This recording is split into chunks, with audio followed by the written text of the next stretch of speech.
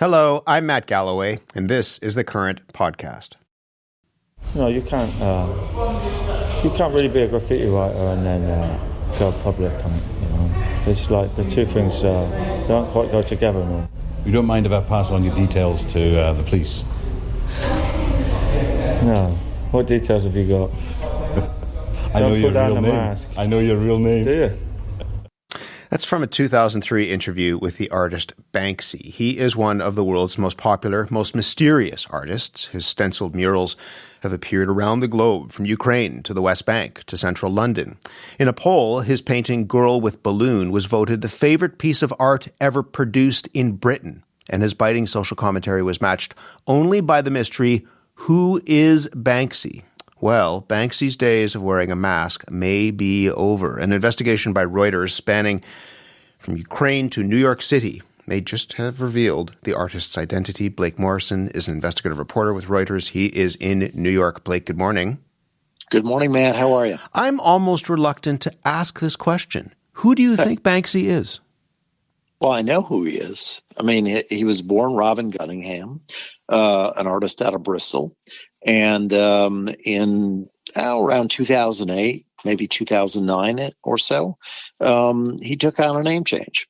And that name change, I think, was an attempt to stop media coverage because in 2008, one of the British tabloids had written a piece that had a picture of him and basically said, "This is the man we believe to be Banksy." And from then on, his footprint, he basically went off the grid.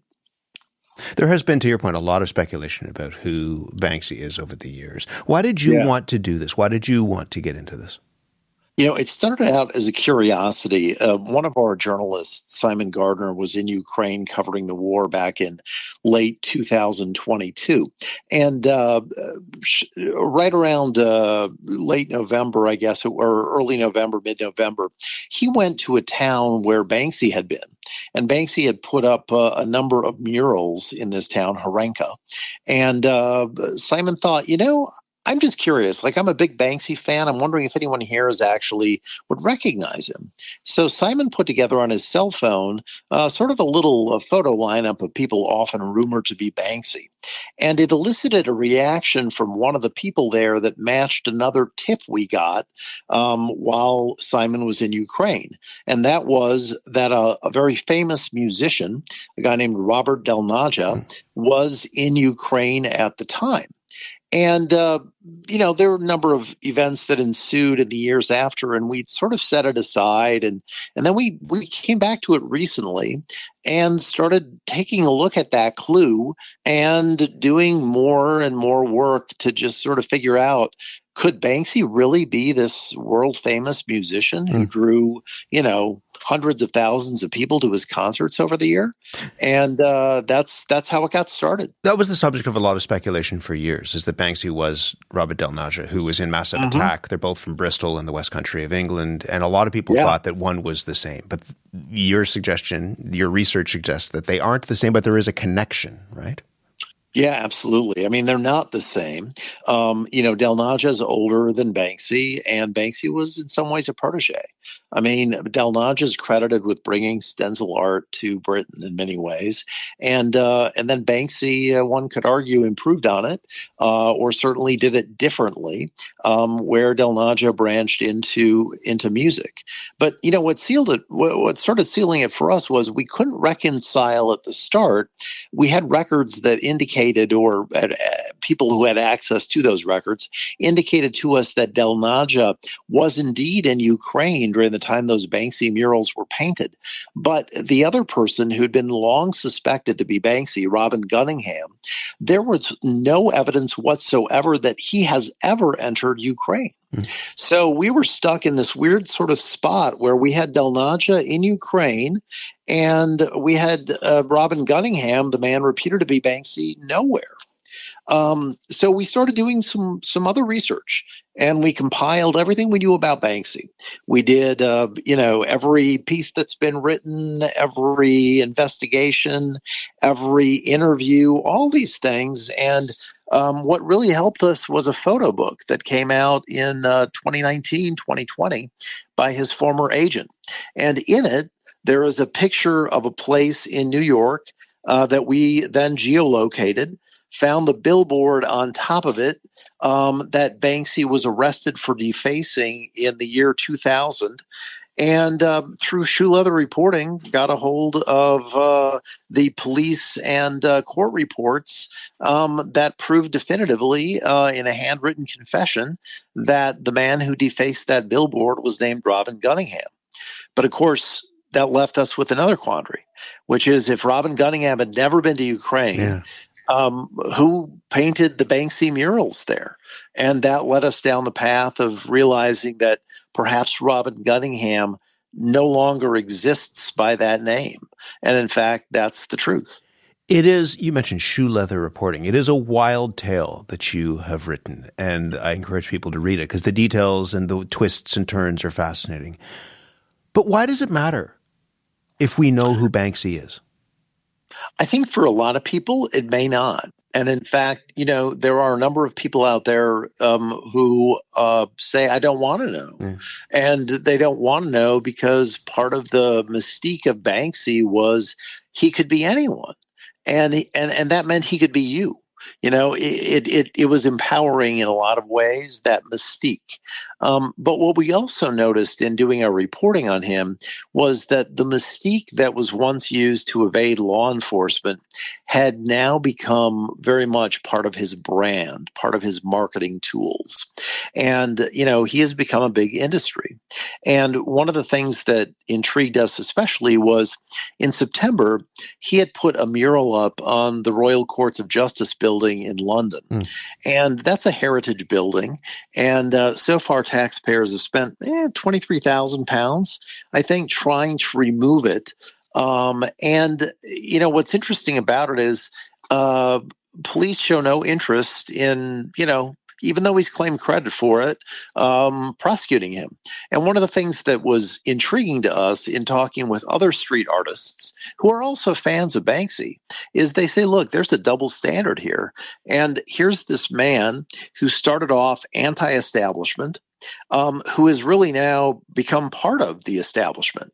The fact that they have no interest in, prosecuting him suggests that the Banksy of old, the guy who, wanted to stick it to the man, so to speak, is perhaps part of that establishment that he so often preached against. His lawyer, Mark Stevenson, said that he doesn't accept some of the details in this report, but also encouraged you not to publish the report. He said that working anonymously protects freedom of expression by allowing creators to speak truth to power without fear of retaliation, censorship, or persecution, particularly when addressing sensitive issues such as politics, religion, or social justice. Why in the face of that would you go ahead with publishing the story?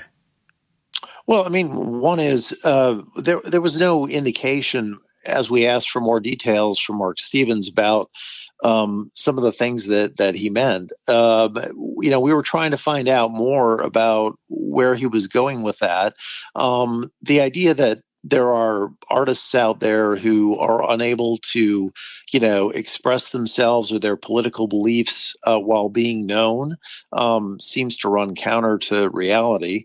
But the truth is, I think I have every belief, certainly, that Banksy's planned for this day. He's a creative genius, many believe, and I don't think anything we've written prevents him from producing whatever his next masterpieces would be. To people who are maybe angry Banksy fans, I would say this, if you have faith in him, if you adore his work, keep adoring it. And if he is as creative and clever as he's shown to be, I suspect that he's going to emerge from this quite unscathed. Do you really believe that? You really believe that he's going to be able to sneak into Ukraine or West Bank or the center of London or what have you, and try to make a political point now that an investigation like this has been done? Is something like that still going to be possible? The argument from a lot of commentators in responding to your work is that this ends Banksy in some ways. Nah, I don't think so. Look, we have interacted with them now for a number of months. So they knew what we had. And as I said, it would stun me if a man as calculated as Banksy, and he needs to be just to pull off his work, and just, as an aside, I'm a fan. But it would stun me if he didn't already have a plan for this. The truth is, it wouldn't surprise me if he's already changed his name once again. One of the wild things he did was there was an auction of one of his prints, and in the frame of that print, he had implanted a shredder, so that when the auction was happening, the piece was being shredded, and essentially the value of it was going to change, perhaps be eliminated. Ended up selling for a huge amount of money, but it ended up changing in that moment. And somebody who was there at the auction house, you quote this at the end of your piece, managed to snap a photo, and in that photo is Banksy. And he is asked whether he is going to disclose that photo. And he says that he's not going to, because, in his words, he doesn't want to be the guy who exposes Banksy. Are you all right with being that guy? Am I all right with being the guy who exposes Banksy? Yeah. Yeah. I mean, look, we report without fear and favor. And one of the things that became clear to us as we were doing the story was that what started out as a curiosity, just, look, there's tons of rumors out there about who he is and who he isn't, and why people think so and why people don't. And this is a mystery that has been nurtured by Banksy as part of his brand. This is part of his mystique in some ways, that he cultivated that. Yeah, absolutely. Yeah. And the mystique is part of, what makes, I think, to many people, his work very valuable, and not just valuable monetarily, but certainly valuable in other ways too. But if you're asking me, do I think that, tomorrow in London we could see a Banksy up, and anybody will do anything about it beyond go see it? I'd be surprised. I mean, he has a way through his creativity and doing this for all these many years to take on challenges like this and emerge all the stronger. So it wouldn't, I look at it a little bit differently. He had painted this mural on the wall of the Royal Courts of Justice. And, one of the barristers in London said, it's not exactly the equivalent, but, if somebody had put that mural on the U.S. Supreme Court building in the United States, there'd be a very different response. In London, the response has largely been none, except that it's a tourist attraction. And you can say that's right or wrong, but one of the curious parts about it was there's an art brokerage firm that did an analysis that said, look, stuff like what he did on that building actually helps his monetary value on the market. Because it keeps him in the public limelight. And I just think it's sort of an interesting case study when you think this is a man who started out very anti-establishment, and he's now embraced by the establishment. It is a fabulous piece of journalism and a great read. Blake, it's really good to talk to you about this. Thank you very much. Thanks, Matt. Appreciate it. Blake Morrison is an investigative reporter with Reuters. This has been The Current Podcast. You can hear our show Monday to Friday on CBC Radio 1 at 8:30 a.m. in all time zones. Or you can also listen online at cbc.ca/thecurrent or on the CBC Listen app or wherever you get your podcasts. My name is Matt Galloway. Thanks for listening.